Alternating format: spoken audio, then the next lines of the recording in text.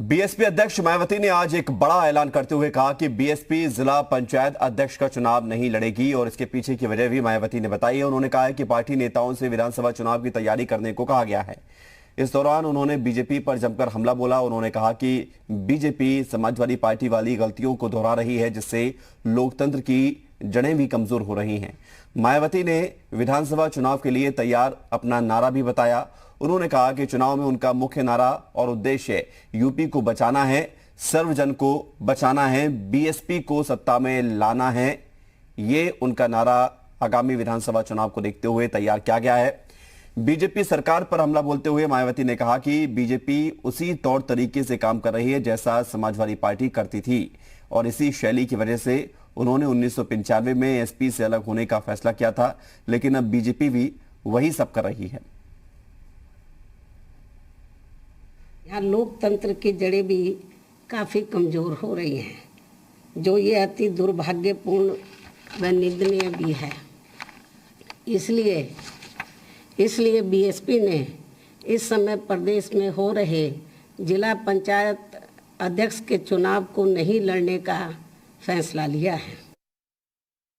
जिला पंचायत अध्यक्ष का चुनाव जीतना तो अब पूरे तौर से यहाँ खरीद फरोख्त व सरकारी मशीनरी का दुरुपयोग आदि करने पर ही आधारित होकर रह गया है। इस मामले में अब बीजेपी भी वही तौर तरीके व शैली आदि अपना रही है जो पूर्व में समाजवादी पार्टी भी अपनी सरकार के दौरान अपनाती रही है। दुख की बात यह है कि अब वही गलती बीजेपी भी इस चुनाव में दोहरा रही है। उत्तर प्रदेश के मुख्यमंत्री योगी आदित्यनाथ की लोकप्रियता सोशल मीडिया पर हर रोज तेजी से बढ़ती जा रही है। स्वदेशी ऐप कू पर उनकी फॉलोअर्स की संख्या भी 1 मिलियन पहुंच गई है, यानी कि 10 लाख उनके फॉलोअर्स हो गए हैं। कू ऐप पर उनका अकाउंट कू पर फरवरी 2021 में खुला था और 4 महीने में ही उनके 10 लाख फॉलोअर्स हो गए। उधर ट्विटर पर भी योगी आदित्यनाथ अखिलेश यादव से कई साल बाद आने के बाद भी फॉलोअर्स की संख्या में उनसे काफी आगे निकल गए हैं। अखिलेश यादव ट्विटर पर जुलाई 2009 में ही आ गए थे, जबकि योगी आदित्यनाथ सितंबर 2015 में ट्विटर पर आए।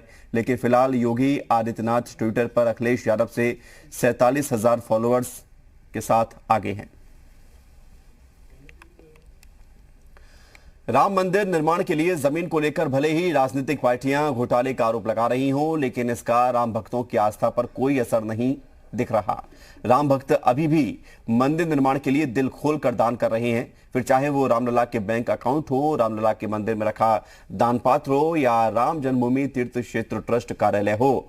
लॉकडाउन खुलते ही हजारों की संख्या में श्रद्धालु हर रोज अयोध्या पहुंच रहे हैं, रामलला के दर्शन कर रहे हैं, पूजन कर रहे हैं और रामलला के दान पात्र में ही महीने के करीब 40 लाख रुपए चढ़ते हैं। और यही हाल राम जन्मभूमि दर्शन मार्ग पर बने ट्रस्ट कार्यालय का भी है। यहाँ पर भी महीने के करीब 20 से 30 लाख रुपए की दान की रसीदें कटती हैं। वहीं ट्रस्ट कार्यालय में नकद दान के साथ साथ चेक और ड्राफ्ट भी पहुंचता है। ट्रस्ट पदाधिकारियों का कहना है कि रामलला के लिए दान में कोई कमी नहीं आई है। जनता को पूरा विश्वास है, जो धन रामलला के लिए दिया जाता है ट्रस्ट उसका दुरुपयोग नहीं कर सकता।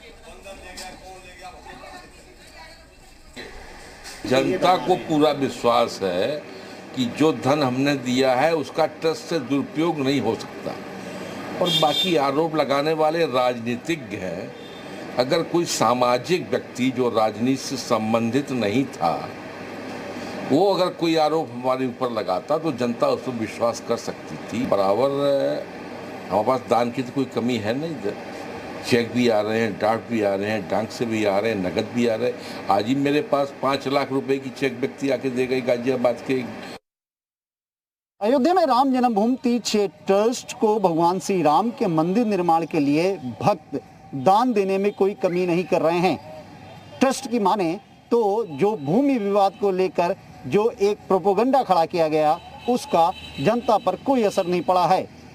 अगर दान की बात करते हैं तो अभी भी 1 महीने में 30 से 40 लाख रुपए प्रति माह यहाँ दान आ रहा है।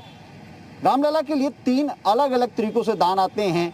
ऑनलाइन जो बैंक खाते हैं उसमें दान आते हैं, इसके साथ भगवान राम के सामने जो दान पात्र रखा है उसमें दान आते हैं और साथ में ही क्योंकि दर्शन मार्ग पर ही ट्रस्ट का कार्यालय है, तो लोग ट्रस्ट के कार्यालय में भी आकर दान देते हैं।